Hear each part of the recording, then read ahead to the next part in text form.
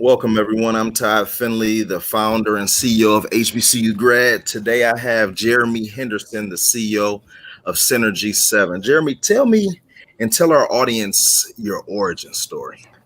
My origin story, yeah. Like So all I, the way back, like back to 7 years old. Just go all yeah, the way. way back. Yeah. So I grew up right outside of Chicago in a city called Aurora, Illinois, and Mhm.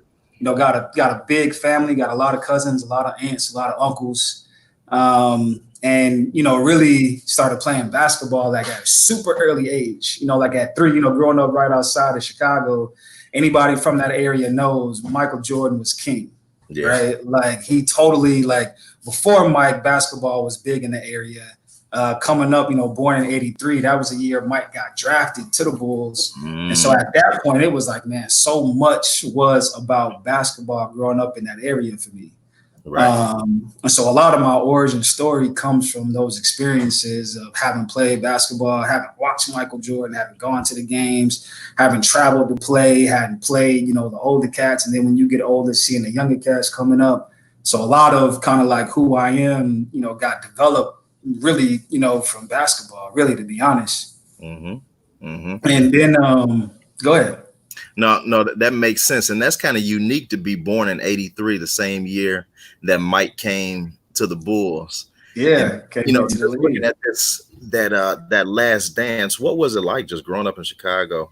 Man, it was crazy. It was crazy. Looking at the last, I mean, you were glued in on every Bulls game. WGN played all of the Bulls games all the time.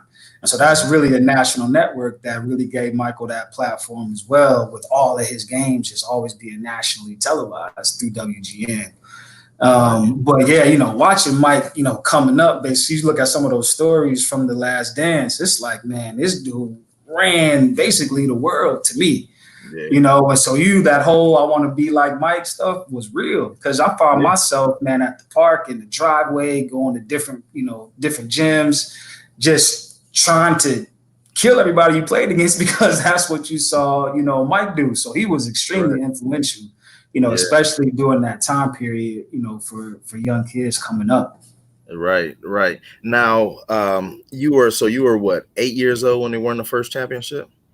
So the first championship was I was 8. It was in You're 90, eight. So 91. Yeah, I so was 8. 91. So do you remember that, or did you like really start fully grasping it right after Yeah. back, or 93? When did you like start really So grasping? now I remember when we came out and we beat the Lakers, like I remember it like vaguely, but Yeah. like what really sticks was, that time period when he was coming back to me.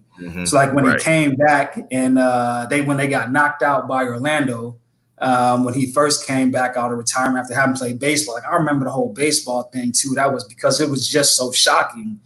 Part Right. of just growing up with it, you kind of take some things for granted. But when you saw him retire and go play baseball, you're like, man, what is this? So that's something that really sticks out a lot. But then coming out of retirement, losing to Orlando when he was wearing the 45 and you knew he wasn't the same, it was like, yeah, that stuff starts to stick out more because coming up, you kind of just had this familiarity with him.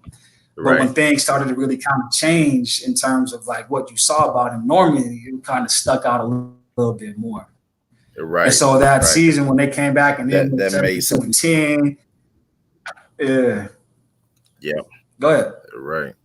Now, who introduced you to basketball? So you got introduced at 3 years old. Did they just put the ball in your crib, or did you have a family Yeah, full of hoopers? What was it? man. So my pops grew up. He went to Hirsch High School in Chicago. One of his best friends is Ricky Green, Mm, who's probably even now to this day probably still known as the fastest point guard end to end in Chicago. So I grew up. He's the one who got me that Jordan. Actually, it was a Jordan Jammer. That's it was a Jordan Jammer, a little mhm. short goal. So he got me the Jordan Jammer for Christmas, and he would always drag me around to his different like summer league games that he would play in. Like I mentioned, having won the city tournament and the state championship with Hirsch. I want to say it was in 74, 75 for him. He just Okay. made like a lot of connections in the city, playing basketball. So he just used to drag me around with him to just different gym after gym after gym. So that really just kind of stuck with me. Right. Now, how far did you go basketball wise? I made it to FAM. So I played at Florida A&M University, made it Wow. there. Yeah, Terrence Woods, shout out to T Woods, who's a Florida A&M Hall of Famer. Played behind him. DeMarcus Wilkins was another tough guy, man, that went to Florida A&M. Michael Griffith and John Kelly. We had a lot of guys that I was coming up with that were just really good at FAM. So I was able to make it, Division I, II FAM. We won the NCAA tournament in 2003, 2004. Okay. And was a part of March Madness back then. So it was phenomenal. It was a great time, man. It was a great time. What's the difference between high school basketball and college? Man, big difference. I mean, high school, rarely will you find yourself on a team where you got 6, 7 really good players. Rarely will you find that. Like when you get to college, I mean, from top to bottom, everybody could go. Because they came from the spot where obviously, they were putting on, otherwise they wouldn't have gotten a scholarship and been Division I, yada, yada. So that's the biggest difference is high school, you kind of clearly the man. Yeah. And then college, just all right, we got to find our roles, make sure we, are pulling all this talent together because, you got a whole different goal you're trying to achieve at that point. You're trying to, win. Right. So, right. Yeah.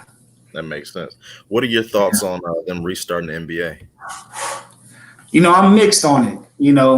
I'm mixed on it. I can see them, wanting to get back, kind of finish what they started. Especially folks that if your salary depends on you playing, I can certainly see that. The other part of it is sports historically can kind of be a bit of a distraction. And so you don't want to distract too much away from kind of what's going on in the world right now. But I think that, it's also an opportunity to, for those players to really kind of, voice their opinion on the situations and things that are happening going on right now. So it's kind of like mixed feelings. It's really just about kind of how it's going to play out. If they leverage that platform to really speak on what they feel and speak on the issues that we're faced with, then, I think it'd be a great thing. I think if it becomes more of a distraction and those issues tend to get pushed to the side for the sake of just the sport itself, that's where I think it'll be a bit of a challenge. Right. That makes sense.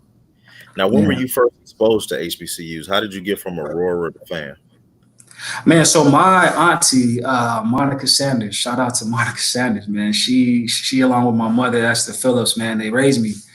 So she went to, where'd they go? They went to Southern Illinois University, and my parents went to Illinois State University.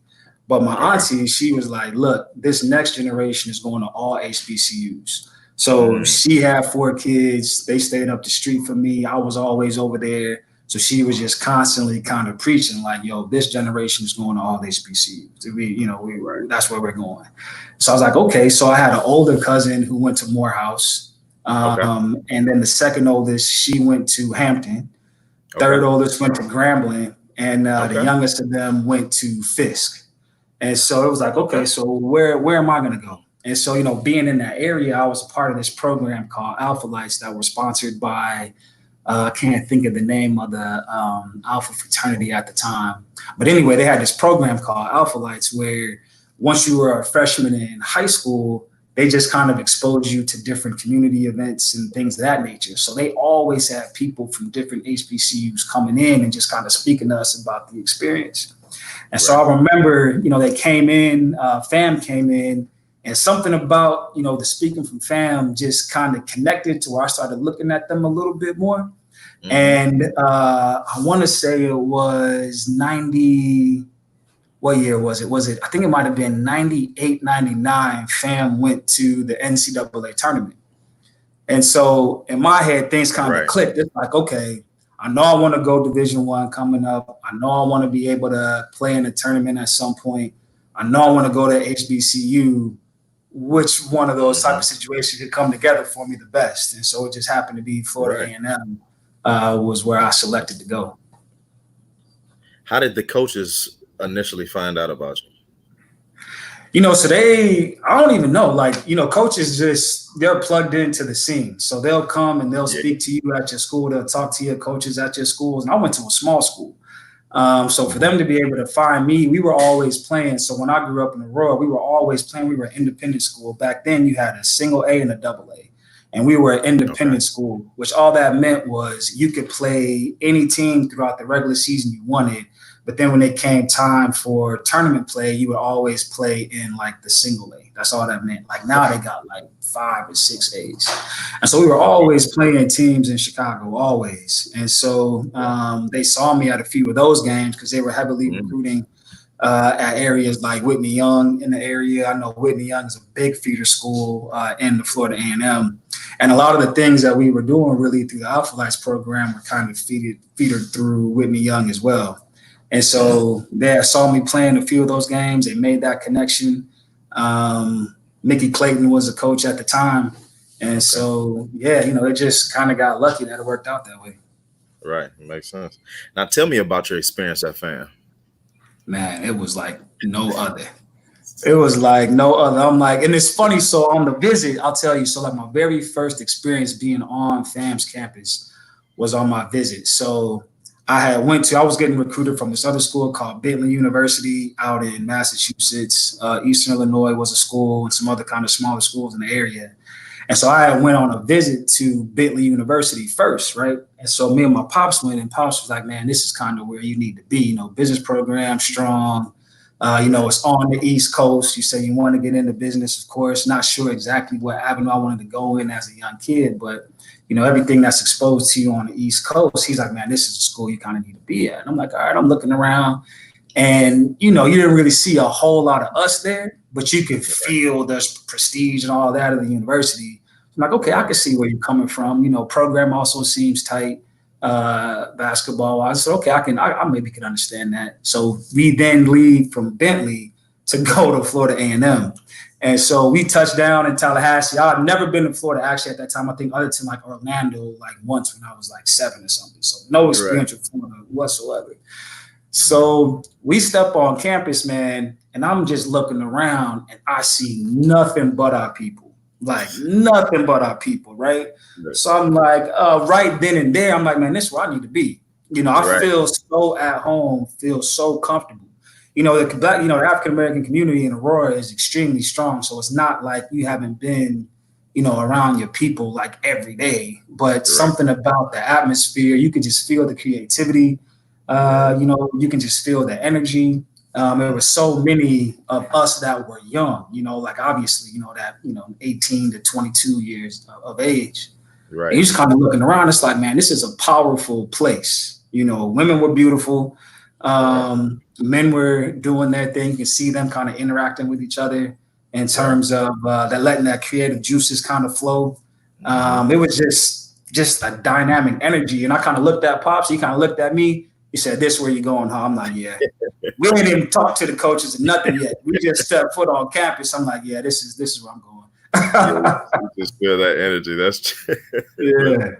Now, what do you think about like the elite high school basketball players that are thinking about going to HBCUs nowadays? Like Mikey Williams, man. Yeah, like Mikey even bringing that conversation up. Man, I think it's great, man. You look at the history of how we HBCUs, because obviously, schools were segregated. Right. So, all but the NFL was still around. And when they allowed them to kind of go into the league, like we were constantly feeding, Grambling State, man, were just constantly feeding, athletes and professionals into the NFL system. Right. But the schools were segregated. And so, I think it's great because what happened was, in my opinion, is that as soon as they integrated schools, all that top talent with all the money that they had, because HBCUs were underfunded, obviously, as compared to these bigger programs like Alabama and the like, they just, were able to easily recruit. And like we know now, offer probably some additional things, to make sure that people were going to their program. Right. And just were stealing talent away from our HBCUs, quite frankly. And so now you kind of see that flipping, you see that reversing a little bit. Like Mike, I'd love to see somebody like Amani Bates commit to a HBCU. I think Yeah. recently he came out and verbally committed to Michigan State, was it? I believe. Yeah, I think it was yesterday or the day before. Yeah, it's Yeah. like, man, I'd love to see those top names commit to HBCUs because you bring that back. Like, it's a different ballgame now. Like, them Yeah. being able to self-market themselves. You don't Exactly. necessarily need a Michigan State to market you anymore. You Nope. can market yourself, right? Like, Exactly. so like you look at these kids like Mikey, I think he's like, no, he's like ranked the number one, I think 15-year-old or something like that. Amani Bates is ranked one, whatever he is. And so what they try to keep their mind on is that once you end up getting ranked on this national scale, you want to remain ranked when you come out of high school into the mock NBA draft with that same ranking. That way, when you finish up your college career, you perform well enough, then that basically shows like what you'll be drafted at. And so their whole thinking is, well, I want to play against top talent. I want to have that marketing. I want to stay ranked where I was coming into college. So that gives me a better chance to get drafted at that same spot, get that guaranteed money with the first round or get picked up in the second round and be able to have first dibs at a team. So they're thinking all these things through, but with social media now, it's like you can market yourself. You know, Yeah. these scouts have no issue finding you now. You know, Right. once your name is known on the scene, the scout will have no issue finding where you are, watching your Yeah. film, assessing you, seeing how you perform. So you Yeah. don't have to go to a Michigan State to get that marketing. You know, you go to a Division One, you know, HBCU, and you perform. You might find yourself just getting a bid and potentially even being ranked nationally to where you get in without having to win the tournament to get in. You know, the Right. game has changed a little bit. So I'd like to see more of it. You know what I Yeah. mean? I'd love to see more of it. Yeah. And it's only going to take one big name to really change the entire Right. conversation, like a big name. You know, Yeah. if LeBron's son would go to one, you know, I think it would change the Yeah. whole landscape. Cool. So, what has your career looked like since you graduated? Man, so I've had jobs with two companies since I graduated. Okay. So when I came out initially, I was working for a manufacturing company back in the Chicagoland area, actually in Aurora, where I'm from, between Okay. there and Peoria a little bit. And I worked there for, it's probably like 18 months, was it? It's about 18 months out of school. Okay. Then after that, moved to the Houston area where I worked for a Fortune 100 company in the oil and gas industry. Okay. And so what I do there is kind of the same thing that I've kind of always been doing, which is just, you know, kind of finance, economics, business plan development type stuff, type work. But, you know, all of that is like, man, I really want to own my own thing. You know, kind of working for somebody else. It's like, yeah, you get to get an opportunity to see how they're building their companies when you start talking about how to develop their business plans and things like that. Right. And so it kind of fueled some of that within me that says, well, this is good. It's actually setting me up really well to understand how to play this game at a different level. Right. I want to venture off and kind of, you know, do my own thing now. Right. That makes sense. So you're an entrepreneur. Mm-hmm. You haven't told the audience that, but I know that. And you started something called the J Sleeve. You started Synergy 7, which makes the J Sleeve. Right. I want to talk about that in 1 second. But first, Okay. what are your thoughts on balancing a 9 to 5 with entrepreneurship? It's a grind. Yeah. It's a grind, you know, and I think you got to have anybody that does it clearly has like some other type of goal in mind that they want to be able to achieve. Right. Than just kind of that, you know, remaining stable, that kind of, because like it's a lot of hours. You know, Right. you got a 9 to 5, and then you basically got like a 5 to 9, and maybe even sometimes a 5 to 2. You know, so it's a grind. So, you know, not everybody has the mindset to want to go through that type of struggle. But I think it's, you know, those that go through it have kind of lofty goals in mind. And that's just one of their ways of trying to achieve those lofty goals is, you know, you've got multiple, like for me, I got multiple things going on. Like, you know, I'm a father, I'm a husband, family man. So I got to make sure they're good regardless of anything. Right. And so that 9 to 5 provides that stability. But at the same time, I know that there's opportunities for them and us to have more. So that's kind of what fuels the 5 to 9. Right. That makes sense. So your company, tell me about your company and tell me about your product, the J Sleeve. Yeah, so we started Synergy 7 back in 2015. Mhm. And then, like, honestly, the way the J Sleeve came about, so I'm active within my community out here in Texas, in Houston, Texas. And, I've got two boys, 10 and 6. So my 10-year-old plays basketball. He's been playing for a while. And so Okay. I volunteer at a lot of like youth leagues, kind of coaching, training, that kind of thing. Hmm. And so, like in 2015, the way the company and the J Sleeve was started was, I was going through like training different kids, trying to teach them the basic fundamentals at a very young age. And then I myself was also like playing, in different adult leagues and things like that, kind of playing ball to stay in shape. And Right. so, like, man, I was dealing with these kids, and I'm like, man, they want to, dribble, handle, break ankles, because that's all they watch on YouTube. You're But right. they're like trying to like skip this step of understanding the fundamentals. So it's like, look, I need you to just shoot a basic jump shot this way. Can we do that? And it was tough. They couldn't, the mechanics, they just said they didn't have it. And so I was like, man, we got to figure this out, because the whole point is to get them better. Right. So I was playing myself, like at my company, at my office. I was playing. I used to go and work out early, just kind of getting up and down, doing some things. And that was back when I believe, I think it was like the Nike Fuel Band had come out. Okay. So I was working out with the Nike Fuel Band. So I kind of get back to the office, and I'm like, I made a phone call to one of my guys who was actually out in New Mexico. And whenever he was in Houston, we would always hoop together. Hmm. So, we just kind of chopping it up on the front end of the conversation. And he's like, so, when's the last time you hoop? I'm like, man, I hooped this morning, probably got up like, 300-400 shots, something like that. So I get off the phone with him. I'm like, man, did I just lie to this dude? Like, did I really get up 300? I mean, I was in there for like an hour and a half, but did I get up those number of shots? And then I kind of looked down at my wrist with the fuel band. I'm like, man, I wish this stupid thing would tell me how many shots I took. And Yeah. from there, it just, took off. I called another one of my teammates from FAM, James Patman, called another teammate, Richard Russell. And I'm like, yo, what do y'all think about this product? Call one of my closest friends, best friend from back at home, Isaiah Davis. Okay. And I was like, yo, what do y'all think about this product? And they were like, yeah, that's going to play. Like, if you can get that built, that's going to work. So from there, it was like, let's get it built. Yeah. That's dope.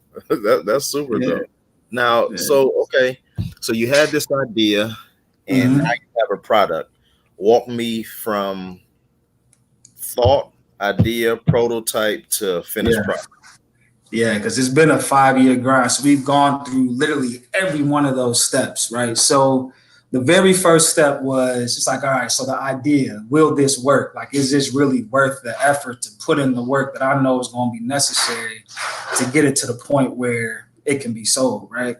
And so Right. I talked to those people, like I told you, spoke to some older cats as well that I've known through my father, who played ball, and was like, what do y'all think about this?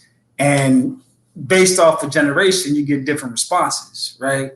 And so I started looking at the population of people who play in the age group, and I'm like, okay, so our actual consumer is fitting in an area where they think that this product has, value, has a place.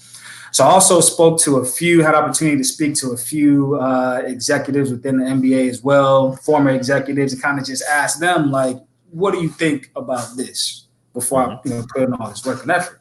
And they told me, they're like, look, what you're doing with that product is you're making somebody's job easier. So from my perspective, I'm like, we're going to provide a product that measures a skill specific movement that players can get better at on a day-to-day basis. What was interesting with one of the former NBA execs that I spoke to, he said that I was going to make somebody's job easier. And so he was coming at it from the standpoint of those that are in like the general management space, that are scouts, trainers, whatever the videographers are. He was coming at it from that perspective. Like, there's things within their jobs that they do that if you had this J Sleeve would make their job easier. So then I was like, okay, that's another aspect, another kind of selling point within the product. So that right there was like, cool, we got something that's viable within the market. Next step was, well, how do we build it? Because I'm not an engineer. I'm a finance and economics person. I'm not an engineer.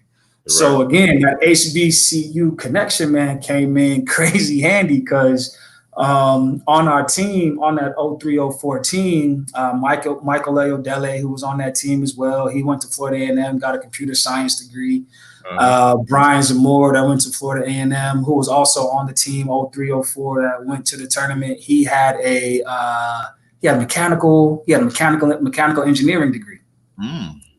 So I pulled them together, and I'm like, oh, Matthew Brown again from Chicago, who went to Whitney Young. He was an engineer and somebody whose brain, like, I absolutely just respected because he's like one of the smartest people I've ever met. So I kind of asked him, like, do you think something like this can be put together? And he was like, yeah, it could be done. So once I kind of got those three responses, I kind of pulled, Brian and I pulled Mike together. And I'm like, yo, let's just start trying to build this thing. Now, mind you, them two had their own jobs as well. One of them had a family, and he was working full time. Brian was working full time as well. But we started just like trying to piece together the thoughts around technically how this would work. So we started down that path. Of course, it was slow motion because we all had, regular 9-to-5 jobs. But then my mother-in-law, Monique Skinner, she knew I was on this grind. Like, I was just trying to figure it out. Like, I was writing business plans. I was doing financial models. I was doing market research. I was going out and continue to test and try to meet different people to try to make sure that once this thing got ready, that, again, there was a market for it. And so she saw me hustling, and she said she saw on PBS in Houston at like 1 a.m, she saw an advertisement commercial for this company called Fruition Technology Labs, right? So she hits me like super late, like calling me. So I looked at her, I'm like, if she's calling me this late, something's got to be wrong. So I answered it quickly. I'm like, is everything okay? My wife right here, everybody's good. Like, I'm trying to figure out, like, yeah, all right, what's going on? And she was like, I got the perfect company for you to talk to try to help you out with your JSLE from a technology perspective. She said, call Wesley OKK with Fruition Technology Lab. So I looked him up, and I was kind of just doing my background research on him. And I reached out to him and I called him, and I'm like, listen, my mother-in-law saw your commercial. I saw your information online, did some research. I got to come in and sit down and talk to you, about what we got going on, because we need some assistance. We need some help. Right. And so Wes is just a great man. He is just a very good person, great man. And so immediately when we met the first time at his offices on Holly Hall in Houston, it just was like, I know that he's going to be here with me through this journey to help out where he can. And if he's got the resources through this company, he's going to help me out. And he's going to help me try to figure this out. Like, I knew that. Whether he knew exactly how to do it right then or not, he was going to decide to be that thought partner with me, and again, allocate his resources if he could to help me get to that next stage. Right. So, but nothing like this at the time was on the market anywhere. And by that time too, one of the things we used to do to try to prove that it was viable was we would go out to the NBA Summer League in July. And where it's open, it's like open. So players are walking around, coaches are walking around, GMs are walking around, on the UNLV campus during the mid-July season. So we had gone out there, talked to a few people. Jason Kidd was one of the people we spoke to just randomly in passing, and let us know that we had something. So I shared this with Wes, and he said, okay, there's nothing like this out there right now. It can be done, but it's going to be a process. Right. And coming from limited resources, it was like, okay, well, we can't just put, an M to this and just roll with it. It's something that I've self-funded. So we just were going to move at a pace that I could afford and could see progress to signal that we should keep moving. Right. So dealing with Wes and Fruition Technology Labs and some of the background research that Michael and Brian had done, we paired all that together. And they just started developing prototypes, and trying to get data to see if what we wanted to do were possible. Right. And it just kind of kept rolling from there. You know, Wes was a startup himself, so he was going through a few iterations, you know, personnel wise, and then just business plan wise, trying to expand. But we got to the point where, you know, we saw the ARM image. So they got to the point where they were able to get the data, store the data, keep the data, and then show us the actual ARM image while we're shooting the shot. So at that point, it was like, we know we've got something, we know the tech is working. Right. And so, you know, another close friend from Florida A&M University, Jason Campbell, who's got his own sports branding company, Brand B Sports, kind of hit him and was like, Jason, listen, I need your help. You know, I've got a product. I understand the business background of it. We got the tech part figured out. It's time for us to now start trying to like introduce ourselves to the market, because we're going to introduce something that's going to completely revolutionize the way players are playing the game, coaches are coaching the game, and the way scouts are evaluating and monitoring players. So that's how we went from like thought to prototype to now getting ready to launch to, you know, a market that is extremely large. You know, it's like 27 million people just in the US alone that play the sport. Wow. So, yeah. You said something about a thought partner. Yeah. That really hit a chord for me, because in different businesses that I'm involved in, I have people that I bounce things off of who are formerly good business people, but we have informal relationships that I can bounce things off of. And that's extremely important. How important do you have people that are thought partners that you bounce things off of? Oh, absolutely, man. Like you can't make, you know, trying to do stuff on your own, depend on the scale at which you're trying to do things, it's too much. You can't do it yourself. Yeah. So I've got a lot of thought partners that I bounce stuff off of. I mean, ranging from a lot of different ages too. As I got a lot of respect for the older generation that I've seen so much. I mean, think, man, like my kids, iPhone, they would think that an iPhone was like always around. And I remember, you know, being back at FAM, having the flip phones and having to just go to work trying to text on a little small flip phone. You know, I can remember back when my father had like one of the first Zach Morris cell phones. The big gray one. But before then, you know, they had the rotary phones where they couldn't even, they've seen these things evolve, business evolve, people evolve, societies evolve over, you know, it's like I want to be able to kind of look back and learn from them. But then even within this current generation, man, you know, the future that we're shaping and the ideas and the creativity that people have, it's like you got to be tapped into that, because it's only going to make you better. So there's a series of people, man, from old to I even, you know, I'll bounce stuff off of like some of these 15, 14, you know, 15, 16-year-olds as well, just to kind of get an idea of what they're thinking, because they're that next generation that's going to completely change things too. So I think it just makes sense to have a wide range, male, female, all different age groups to just communicate with and learn from, really. Right. And what are you doing when you're bouncing these ideas off of people? Are you looking for really tangible ideas? Are you looking for feedback?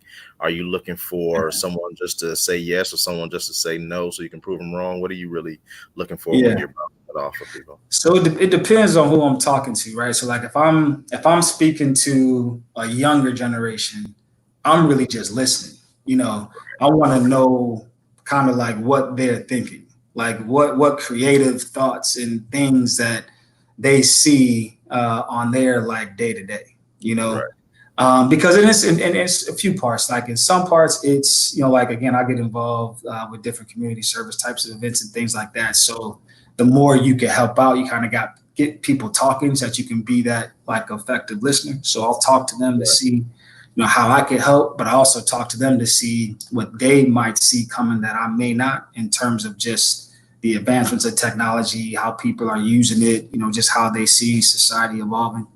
You know, those within my existing age group, like I'm often talking to them like, please poke holes in what I'm saying.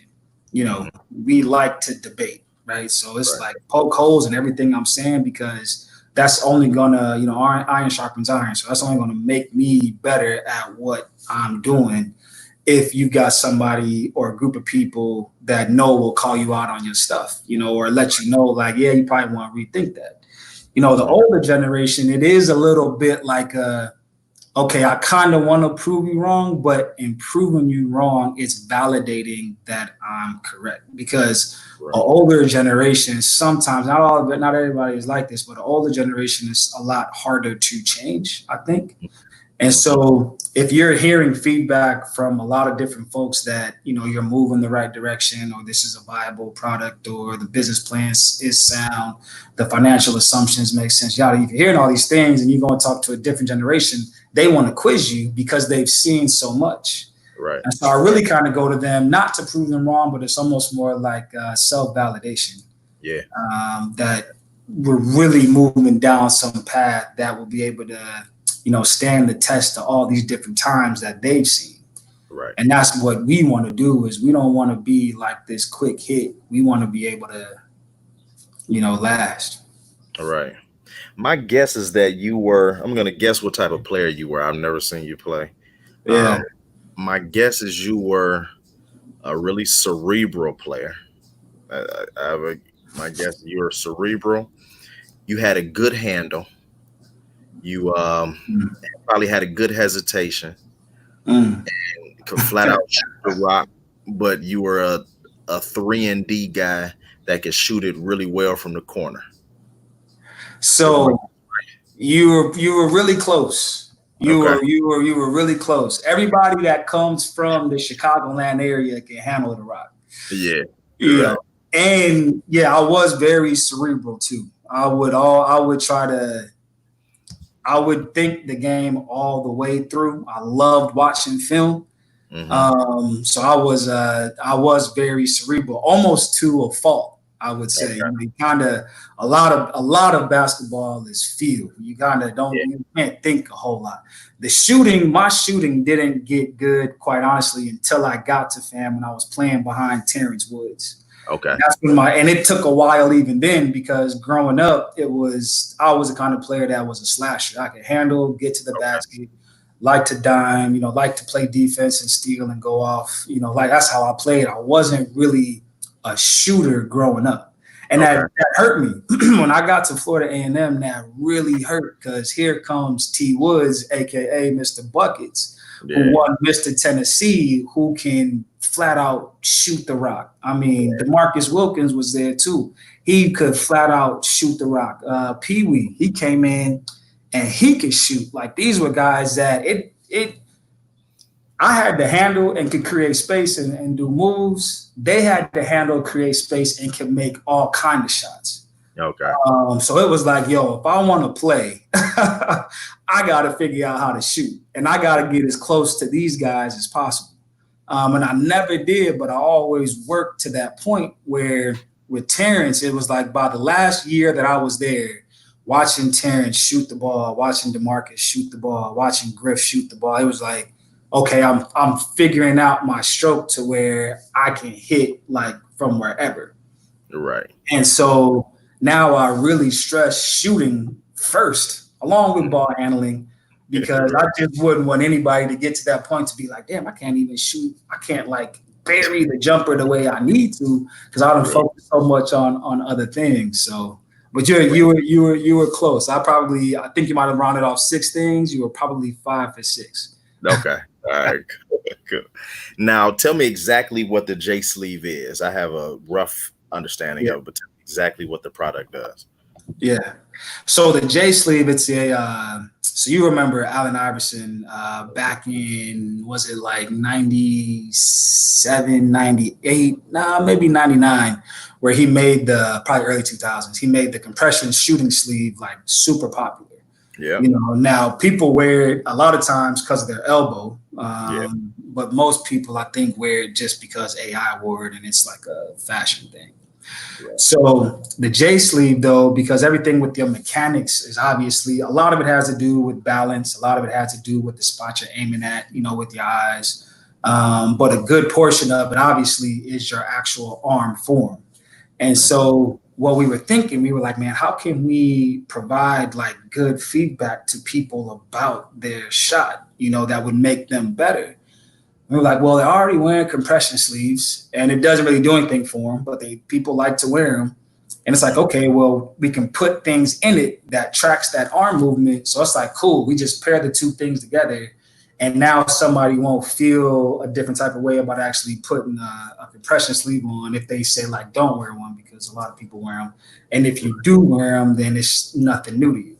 So what we did is we, put technology into a compression sleeve that literally tracks 150 data points as you go through the process of shooting a shot. It tracks all of that data of your arm as it does that movement. Wow. And so with that data, and we recreated the actual arm image on a mobile device that shows you how your arm is moving as you shoot the shot. What we've done is we've said, all right, well, we've created this opportunity for you to program your own form into the sleeve and then measure every shot that you take after you program your form in, measure it, capture all that data to where you can go to your mobile device now and scroll through and look at every shot to see, how you are shooting the ball, just based off of being able to capture that data. And that was like, that was the base, like core fundamental thing that we were looking to do. But since then, man, the features and everything that we're looking to do has just evolved like so much from that original thought of just trying to capture the actual form. We're capturing now like makes and misses. That way you can pair your form to your make and miss to see, all right, well, if I made these, how did I shoot that shot that made me make it? That way I can try to replicate it. Or if I missed, what was I doing that I missed? That way I don't do it again. Wow. So we went from shot form capture to now to being able to capture makes and misses to tracking your fatigue as well. So as you're shooting and you make or you miss it, how fatigued were you at the time that you shot that shot? Because that'll give you a lot of information as well. That'll give you like a lot of diagnostic information also, right. And coaches and players, right? So like if you're a coach and you know that this guy is getting fatigued and his form is going to start to fade away, and if that leads to him missing or her missing shots, then you're going to work that person extra harder to extend their stamina levels. And you're probably going to make some game time decisions on who you're going to get a ball to as well, right, depending on how they perform when they're fatigued. So like those are like and we got a whole model, of course, of all the different features that we're going to go to, the form accuracy, the field goal percentage, the fatigue tracking, those are the main things. But our ultimate end goal is to marry up the data that gets generated from our J-Sleeve technology with video games as well, because we all know hoopers love to play video games. And so as opposed to creating an avatar, with some other made up statistics, create the avatar with your own statistics is like our ultimate end goal, with a lot of things in between to allow us to be able to achieve that. That's a super dope product. Man, thank you. All it is people knowing about it. So how do you advertise? Yeah, so to get people to know about it, man, like, so again, J Cam with Brand B Sports he's a beast in this area because I'm learning how to do this as well. But basically, it's like, there's all these different types of events that you can go to.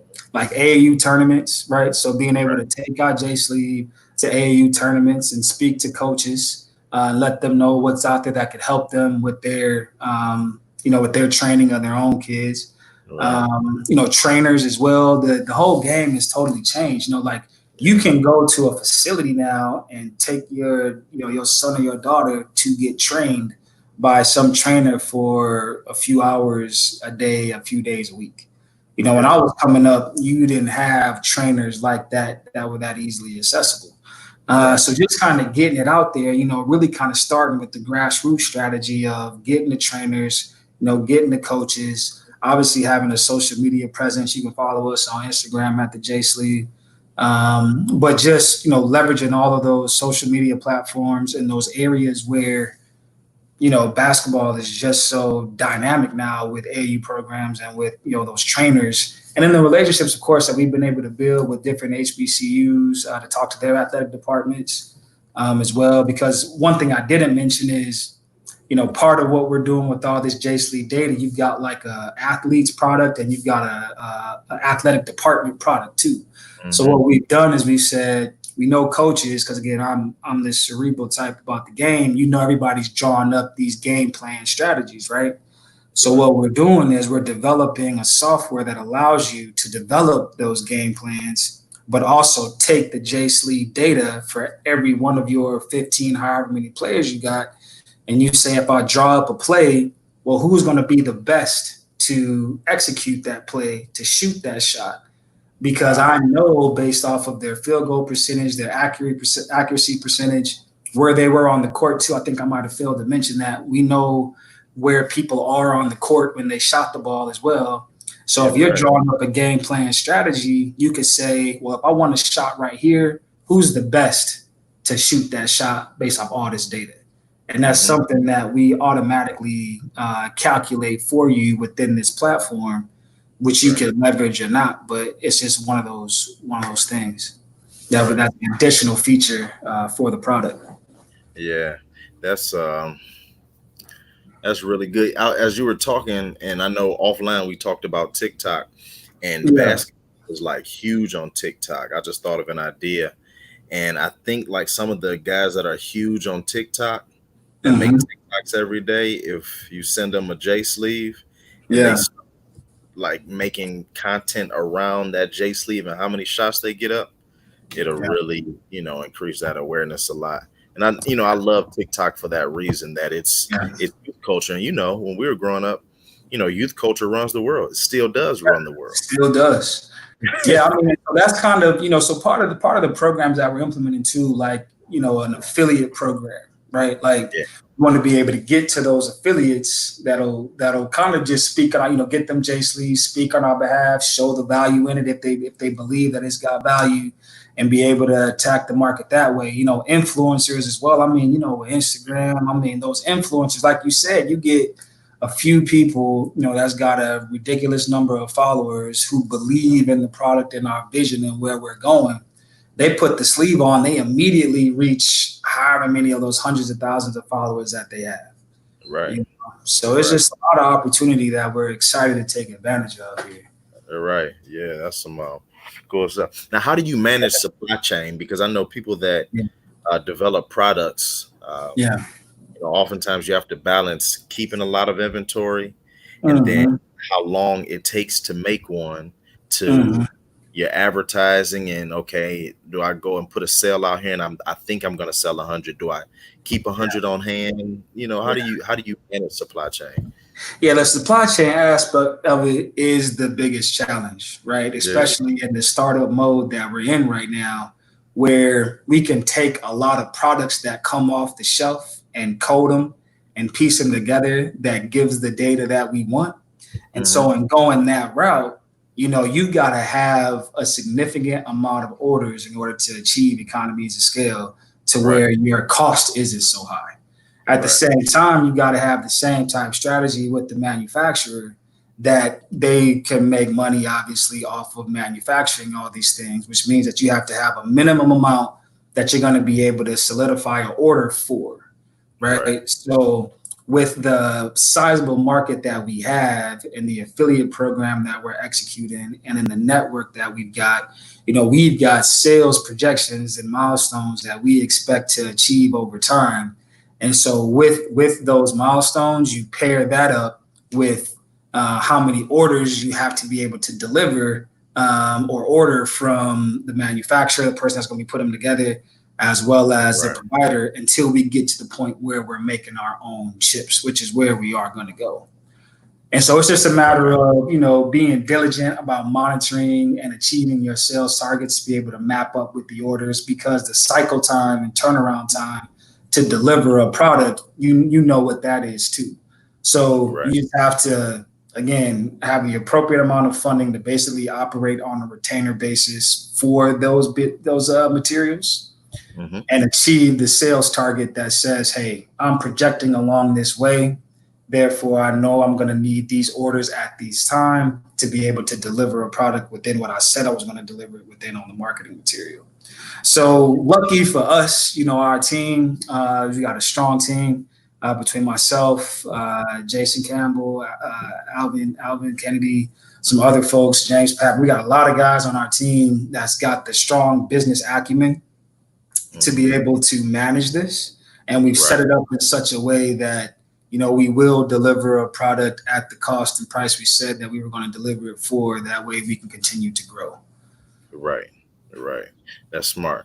I think we can clip that whole clip and say, how do you manage supply chain as a growing product business? That was a good one. Now, what things do you wish you had known before working on this product? Man, that's a tough one. What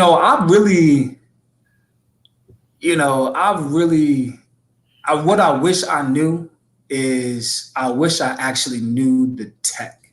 So I've learned the tech going through this process, but I wish that, and I know a lot of my family, if they watch this, they're going to hit me over the head because they're going to be like, I told you so. But I should have been an engineer and then just got an MBA, because the combination of those two things are just extremely powerful, to have the know-how to actually build something with your own hands, and then the MBA with the business acumen to be able to make sure you can fund it, deliver it, and market it, and all those things. So what I wish I had was just a different knowledge base of just technology and engineering in itself. Because if I had that, then we would have moved a lot faster, because I would have known what to troubleshoot versus having to be caught up on what they're doing, or get caught up on what they're doing, figure it out, research it, and then make the adjustments where we needed to make them. So that's the main thing I wish I knew at the start of this, was really just a different knowledge base of, engineering and technology. Right. That makes sense. Now, what advice would you give to someone that wants to start a product-based business? Do your research, man. Very first, above anything, before you get into the product-based space, make sure that you understand the margins you're going to be able to achieve with that product, and if it's worth it. If you've got small margins on what you're going to be able to make, then that means that you're going to put yourself through a whole lot of work to make sure you get your costs down, and make sure, to a point where you can scale. And it's just going to make it that much harder from a product-based standpoint. So just do your research, make sure that your product is something that's truly going to be viable within the overall market, understand what that market is, and the size of it, to, again, decide if it's something really worth chasing. And then based off the size of it, know what you're going to be able to price it at, so that you can make enough money to quickly reinvest in your research and development of your product and where you want to go on your roadmap.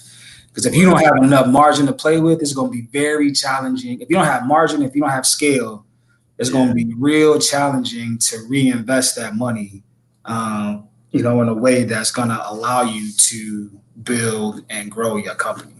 Right. That makes a lot of sense. What books have you gifted the most or recommended the most in your life? Man, so the books that I've gifted the most were Good to Great. Absolutely. Gotta read Good to Great. Jim Collins. Jim Collins, I think. I think it is James Collins. Yeah. James Collins, I believe. So Good to Great. Another one that I like is it's Decision Analysis. So it's called a book that's called Decision Analysis. So it goes through the process of how to make a decision.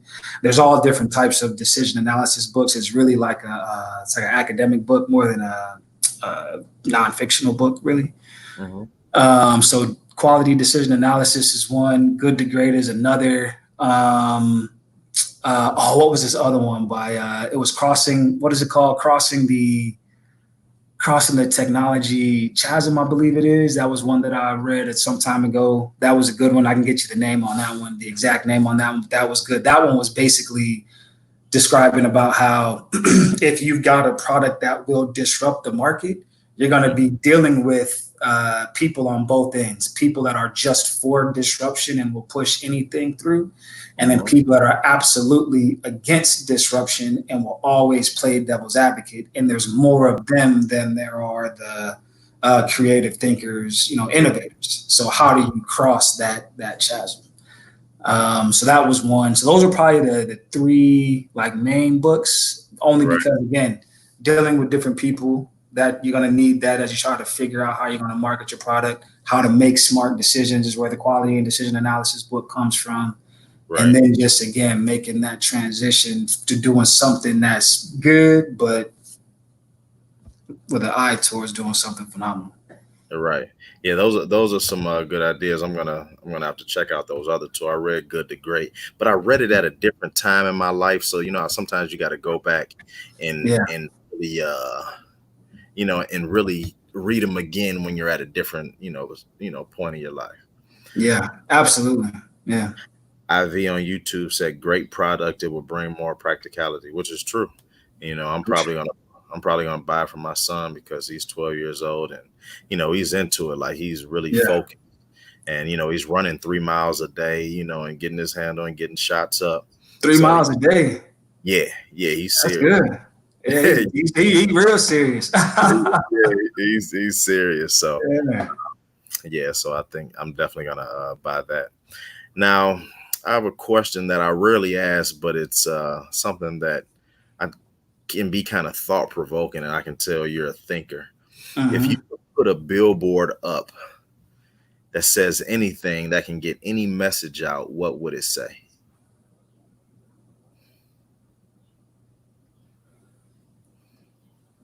Man, it would be really our company slogan, quite frankly, which is strive to be great. Yeah. Strive to be great. Right. I like that. That's exactly what I would put on that billboard is strive to be great. Right. That's a real good one. Tupac or Biggie? Biggie. New York or LA? LA. FAMU or Bethune-Cookman? FAMU. LeBron or Jordan? Jordan. Easiest one.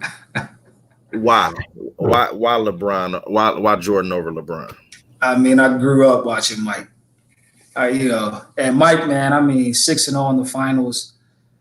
On court, Mike, for sure. On court, you gotta go Mike. On court. Off court, Bron. Right. And I think, what I think the difference is that LeBron isn't competitively great. Jordan is, his competition level is just another level. And people don't realize because LeBron can do everything. Yeah, he can. If you're not competitively great, and I can't trust you to hit free throws down in the club, I can't roll with LeBron, I don't know if I would go as far to say he's not competitively great because, this dude came in averaging 25 and 5 at 18, 19 years old, playing with grown men as a grown man, fresh out the gate. You look at his drive day to day. He has a day to day grind, man, to where he's like really kind of competing with himself. And that's the big difference. Mike's like, I want to win. I'm not trying to be all cerebral on all the different things that I might be able to compete against. I know that I want to beat you and that I want to win, period. Right. And because of that, Mike's game is just different than Bron's game. So I picked Mike just because Mike's going out there and he's going to get you a win. Yeah. Bron is playing a different kind of game, I think, mentally than what Mike is playing. And because of that, you're just not so sure you're going to get that win. But we're in this game to get the win. is why I picked Mike. Right. I picked Mike as well. Yeah. Apple or Android? Apple. I don't even know how the Android is. Yeah, Apple. Right. Makes sense. How can people find you online? So we've got a website, jsleeve.com. You can Mhm. reach out to us there. We're always fielding different kind of emails as well and questions and feedback to info@synergysvn.com. So you always email us there. We're on Instagram as well at the J Sleeve. Mhm. So you can reach out to us on any one of those handles. Right. Yeah. Awesome. This is a great conversation. Man, I it was, was, man. I appreciate you having me, man. This was good. yeah, it was. And um, I know you don't know, but I'm a basketball guy. Okay. Lived in Chicago for 10 years. I'm from Cleveland. Uh, Okay. and I went to FAMU. Oh, get out of here. What year you go to fam? Man, I was at 99 to '06. Oh, wow. That's what's up. So I didn't want to Did tell you. not know that. Yeah, So, so we're, fam, Bethune-Cookman. I mean, why would you even ask that question, man? Come on. just put it out there, stir up something a little bit. Yeah. Fam all day, man. Everybody know fam is the top. Man, I get into these debates and these arguments all day on who has the best. You know, one of my close friends went to Jackson State. He's like, "Oh, y'all joining the SWAC now?" I said, "Man, y'all lucky to have us, man. Right, Space exactly. fam, lucky to have us." Right. Yeah, that's awesome. Well, Yeah. thank you, Jeremy. I wish you the best. What do you wish I would have asked you that I didn't ask you? Man, nothing, man. This was a great conversation. I mean, you had a lot of, important topics, in my opinion, just in terms of, trying to figure out like who we are and what we're about. So I think you hit them all, man. You did a phenomenal job. Right. Awesome. Awesome. Yeah, Well, if there's ever anything we can do to help, um, let's do it. Let's set up something to have a conversation offline as well. for Because sure. we have some different synergies and Yeah, bounce ideas off of each other, yeah, and no doubt. Yeah, and we gotta keep these kind of things going, man. Absolutely. definitely, definitely. Well, appreciate it, Jeremy, and Yes, sir, man. I appreciate you as well, man. we wish you the best. And everybody, go follow the J Sleeve on Instagram and purchase J. You can purchase a J Sleeve at jsleeve.com. So thanks, Jeremy. All right, man. Thank you. Thank you. I really appreciate everyone for tuning in. That was Jeremy Henderson of Synergy 7. jsleeve.com is his website. The J Sleeve on Instagram, where you can go to follow him. And please support. It's important for us to support, especially if you have someone that loves basketball or plays basketball. This is something that can be great. Remember to follow us at HBCU Grad, and catch you next time. We enjoy doing these, and we're going to do a lot more. So have a good one. Bye-bye.